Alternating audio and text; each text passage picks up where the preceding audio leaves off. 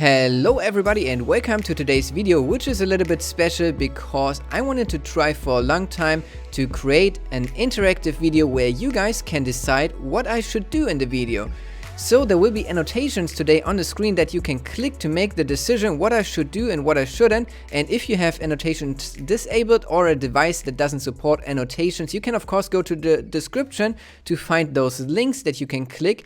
But what we are going to do today is almost a tutorial style video in modded Minecraft. I've got some projects set up that we could do today if you want me to, because I think that there's 3 different ways of creating ores automatically in this mod pack. The first one is laser drills, the second one is sieving gravel, and the third one is planting down ore berry bushes. And maybe you say you don't want to see any of those and you want to end the episode, then you can click on the end and we'll go to the outro. So now there will be annotations on the screen that you can click on and decide what you want to see.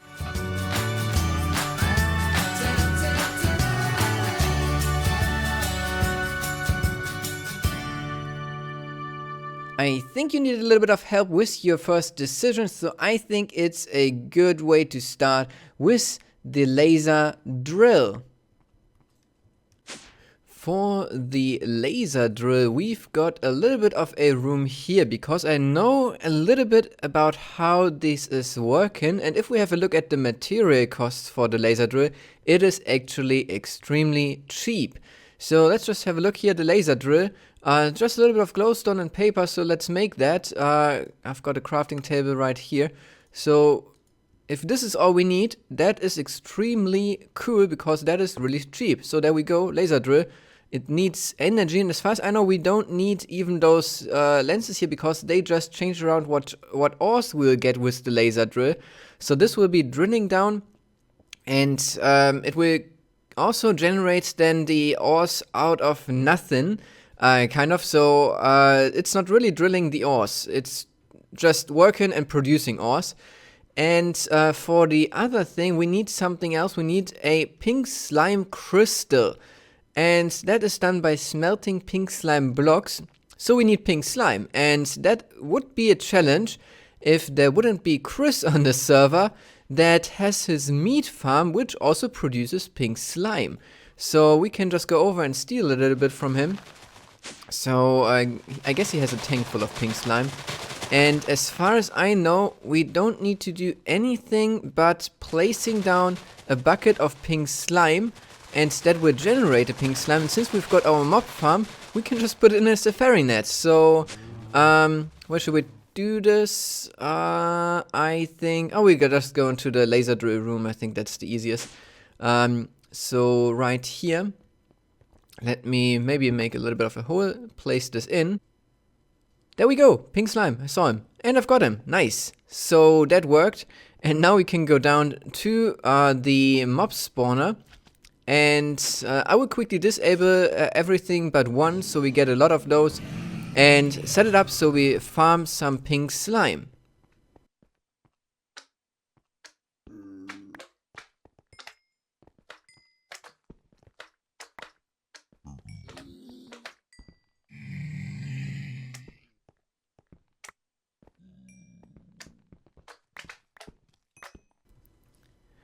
So this is where things got a little bit tricky because I think have a little bit of a bug here. If I want to craft a pink slime block, it will just give me a slime block from Ad Futurum, so this is not working.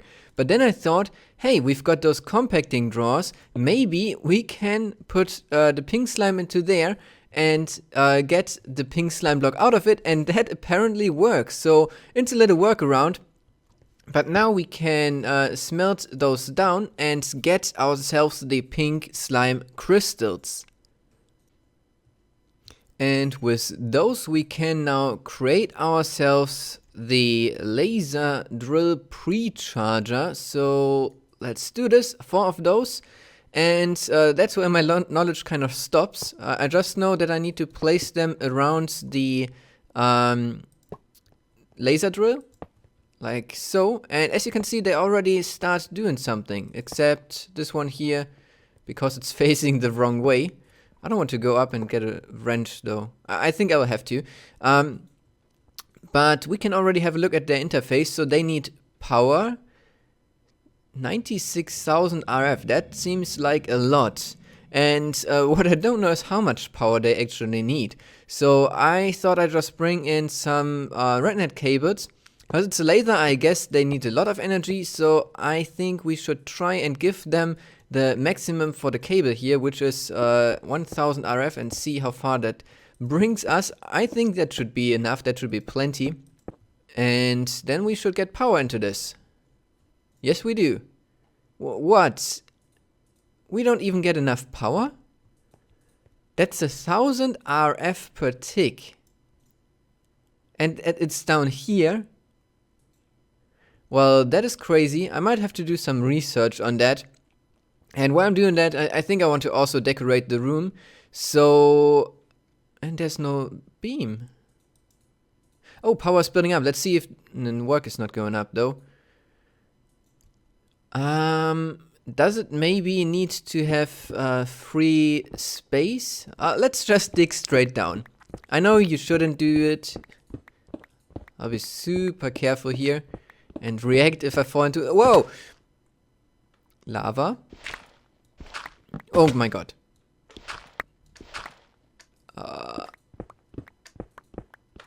We're good. Whoa! Ah, I think it's working. Oh, my... Don't touch the laser beam.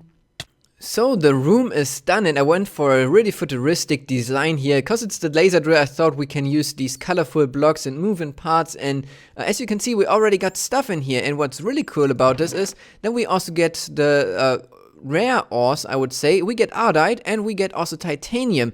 That is really impressive, and that's, I think, a reason for doing this. But I took a look into the power consumption, and it's really bad news because these things can take up to 5000 RF per tick. So 20,000 RF per tick for the setup here. So how do we want to power this? That's 20 of those setups that we would need. That's about 250 dynamos. And the real problem about it is, I mean, I could build 250 dynamos, but the tank here, I don't know if you can see it, it's empty. We also need a lot of lava. For 250 dynamos, we would need about 158 crucibles with pyresium underneath to generate the lava that we need, which is just crazy, and I don't really want to do that. So then I have been looking into the other generators that there are in the game. And there are these lava generators that we used before, and they can be built then into ×8 lava generators, and then also into ×64 lava generators. But the lava consumption for these is really bad, because it would be about 500 of those here. But then that would be crafted into those, but that uses up 500 millibuckets lava per tick, which is 715 pyresium crucibles, which is just no. Just no. So that's not a possibility, even though it would be cool to have just 8 of those around here. And then I have been looking into these solar generators here, because that would also be a possibility, because they don't need any resource besides the sunlight. So we would need 8 of those, which would mean we need a bunch of those, about 500, and looking at the recipe, it's 500 diamond blocks. And we also need not only 8, we need 16 actually, because those need to pre-charge, so it's about 1000 diamond blocks, so no. So I don't know how to generate the power right now. Maybe one of you know a good way in this mod pack to generate a ton of power to generate the ores with the laser drill. But the project is kind of done for now, and I really like it. So I hope you like it too. And we could take a look what we could do next. Now that we know how to create ores with the laser, we could take a look at the sieve or the bushes or end the episode. It's up to you.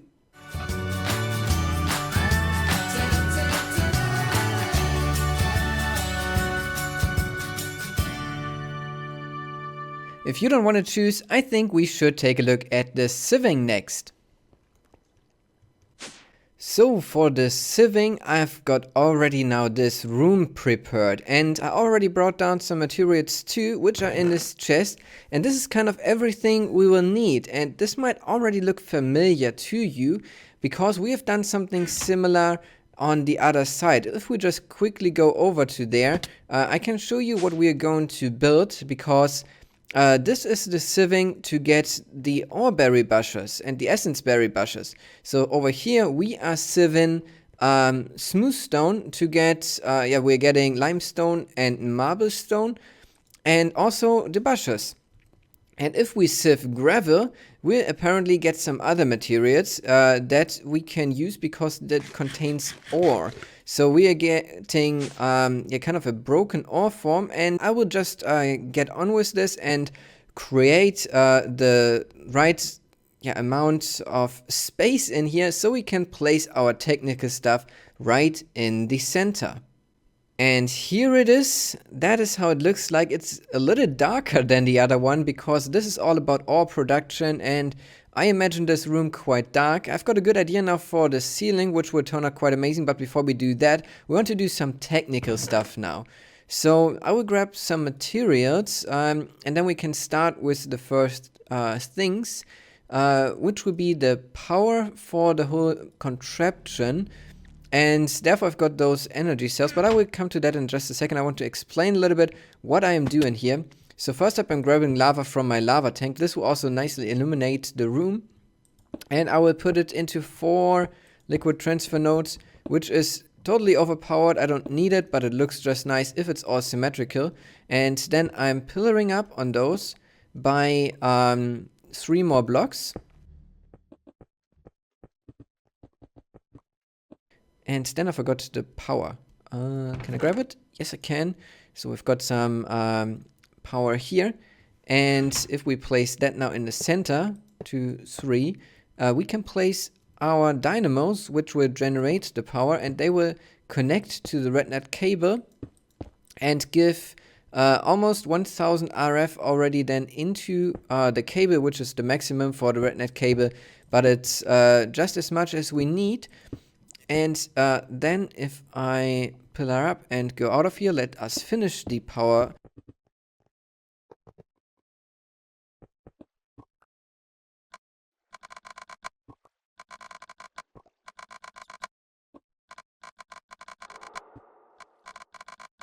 And then the power is already hooked up to it, and now we can continue with the machines for it.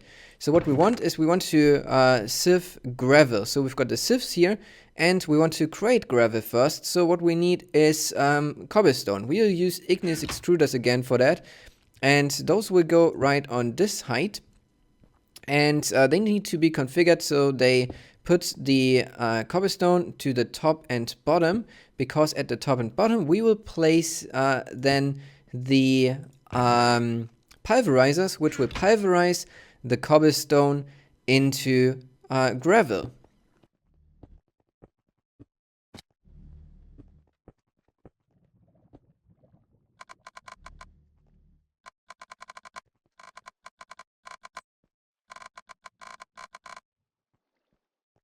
So now that that is all configured, we need to grab ourselves some of the sieves, because they will then get the materials from the pulverizers. And the only problem with that is that we also create sand, and that's why one of the outputs, the one here where the sand would appear, is set to the other side than the red output, because then we can sort them so we only sieve gravel and we are not sieving sand, which we could do, but for what we are trying to achieve here, it would be easier if we just sieve gravel. So the sieves are now in place. There we go. And then we can grab ourselves some transfer nodes, and those we can place now on the red output here. And as you can see, disconnect. We need to disconnect the pipe there in a moment. That's why I've got some covers here. We could actually do that right now.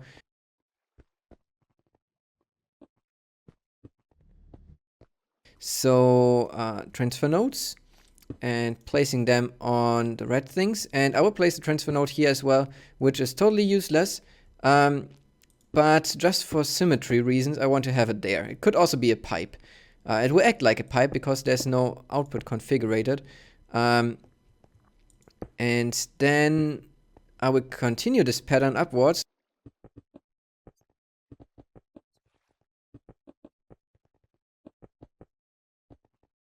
And then this is already kind of done. All that's missing is the water and lava in the igneous extruders, so they start producing cobblestone. But I won't place that in right now because I want to hook up the output at the top. So I think that I've got everything now set up so we can test this. Up there is a retrieval node with now the item filter into the ender chest. And on this side we just got a chest to get the items. And over here I've got something set up that I want to show you in just a moment. But first let's turn this thing on. So I will use lava on all 4 sides to fill them up with 1 bucket of lava. And then they also need, of course, a bucket of water to start producing cobblestone. So there you see it's starting to work. And then we should see cobblestone being produced, getting into the pulverizer. Yeah, we can see it, and that is producing then sand sometimes down here and mostly gravel. And the gravel is going into the sieves. So this is being sieved now, and we should already see outputs maybe up here. Okay, we've got 5 broken iron and 4 aluminium, so we can use those now to quickly demonstrate what I can do on this side. I've got a auto packager here, and the auto packager will create something out of this chest into something in this chest, and it's hooked up with a magnetic dynamo with some power. So if I just place those in here now, we should see that those will go away in just a second. If it works with golden chest, I don't know. Yes, it does. So there you saw it, it took it, and it now created automatically iron ore, gravel, and aluminium ore, gravel. And those I can smelt down. So that is pretty neat. I just need to combine now this output over there with a filter over to this chest. So I send all the broken ores over, and everything that I get as well I need to send right away to the storage area. So I will set up those filters now and finish this room up. So this project will be done in just a moment. And nowadays, I'm pretty happy with how this turned out. I used the ore gravel to lay down a floor surrounded by the basalt that we also have got in the middle. And on the ceiling, I've got some carpenter's blocks with gravel inside, so it looks like a collapsing cave. And I think that this looks pretty neat, but mostly it's about the technical stuff here, the sieves, and they are working really well. As you can see, items are now getting transported to over here, and the diamonds, coal, and lapis, and the flint is always going right into this chest and then getting transported to upstairs, where then the gravel is being smelted and put into the storage area. So I think this project is now completely done, and we can take a look what we could do next. If you think that we're creating enough ores now with the laser drill and the sieving, then it's time to end the episode. If not, we can take a look into the bush production too.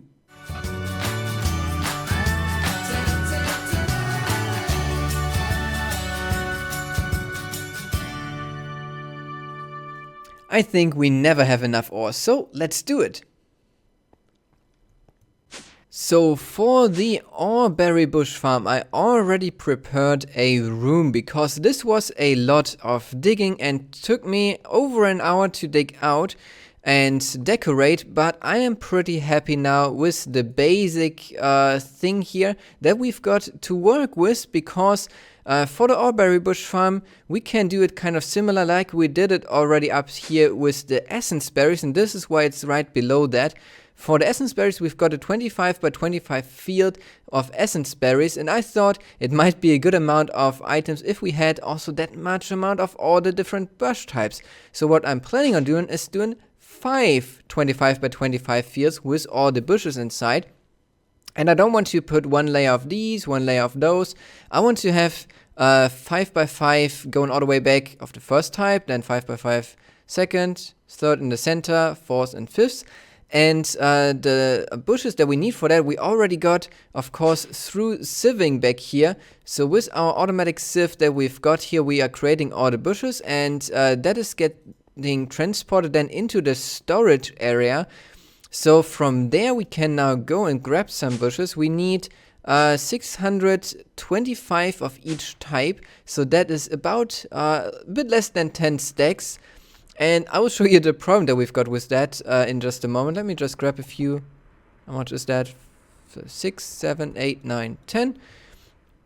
That would be the first type that I want to place, and yeah, the big problem with that is that you can't place them on top of each other.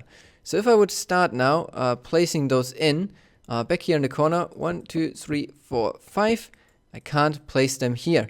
They are not placeable. So what I will have to do is place blocks, put the bushes on top, remove the blocks, and then put them from the bottom, from the top to the bottom, and with that I'm going to fill the entire room then. That would take me quite some time, but I want to get that out of the way so the bushes can all grow, and when we set up the harvesters then, we can already harvest stuff. So I don't even want to make a montage out of this, because this doesn't make good footage for the video, so I will just skip ahead until we've got the bushes right in place. Little status update here on the bush placement. As you can see, Rika and Blaze are helping me, and we are almost having 3 rows in place. It's always 5 by 5. We've got iron or berry bushes here. Rika is placing, I think, gold. Yes, and Blaze is placing copper. So tin and aluminium are missing. We'll do that in just a moment, but I just wanted to show you this before it all grows. It looks really impressive, I think. And so this room, when it's done, will look really, really cool. I will have a glass window here in front with dark glass that I will already get in a moment and start placing it, so there's no light shining into the room and the berries can grow. So Rika and Manuel are finishing the last 2 rows, and there you can see also how we are doing it with the sand, but I was already getting some materials that we need now for harvesting those crops, and that is mainly the harvester. And the harvester will go right here, and I just realized that I forgot something. We need also upgrades in the harvester. Let me quickly show you upstairs here, because here we've got the upgrade in this one. We need to craft some of those emerald upgrades, so it's a 25 by 25 area that it harvests in. Otherwise we would have wasted a lot of our time by placing the field here. And then of course we need to get the items and the liquid out, because it will create the berries, of course, the ore berries, and it will create sludge. So for the items we just place down those transfer nodes, and for the liquid the same. And then up there in the ceiling, I want to hook up a ender tank that will then transport the liquid over to up here where the sludge boiler is. So I can already place that in maybe. So let's go. Where is it? Behind here somewhere. Oh no, now I got poisoned. That's why the sludge boiler room is not the best place to be. So I would just place it here. It will get, actually, no, I won't place it here. I will place it directly at the thing, so it doesn't need to search for the inventory such a long time. Because that's what those things tend to do. And I will get poisoned in a moment again. So I will break into here instead. And put the thing right here. And then we also need to set a color combination, which I can quickly do. It will be orange, yellow, pink. Just need to remember. Orange, yellow, pink. There we go again, poisoned. And then we just need a transfer node to go over to get into the sludge boiler. So that is pretty cool that this is already then connected. And I will tidy this up a little bit later. We'll just continue downstairs now, because we also need power to this. So we'll have a cable hooked up to this in the back. So right here, which just comes down from the ceiling. And I think we can then change around these connections here. Like this. So it doesn't connect and it only connects. No, it doesn't connect. But like this, it should only connect to there. Because then I want to make the room dark, of course. So we'll place some dark glass. And also right here. And now, oh, this is connecting again. But I think, yeah, we can get rid of the connection. But then it doesn't connect to here. So I think we need to leave it like this. Huh. yeah, we'll see. But now this will connect to there. Then I will place an ender chest, also with the same color combination up there where the transfer nodes are, and hook up those dynamos above this room to the cable, so we get the power into the harvesters. And I think that I can do that real quick off camera now. Okay, the room is done, and as you can see, the bushes are now all growing. Some of them already have the berries, and some of them even get harvested already, as you can see here, but just a few because I don't have the upgrades in right now. So we can have a look in here and put the upgrades in, and then we should see much more of these ore berries coming into the system. So this one, and then this one, and then we should have a look in the ender chest, because this is the one that is at the top too. And yeah, we can see that stuff is coming in, so we can hopefully sort that into the system. And if I'm not mistaken, we should really try this. I can directly put the ore berries into the drawer, cause I think that they stack with the nuggets over here, and they do, so that's nice. So that project is then kind of done, and I think we should have a look what we could do next. I think it's actually time to end the episode, but we got a lot of things done, or maybe we didn't. It totally depends on what you choose to see. But I hope that you enjoyed today's special video. If you did, then feel free to leave a like, subscribe to my channel if you haven't already, and share this video with your friends. And of course, leave me some feedback about today's video, because it was a lot of work. But that's it from me. I'm Speddy, and I hope to see you next time. Until then, have a great day.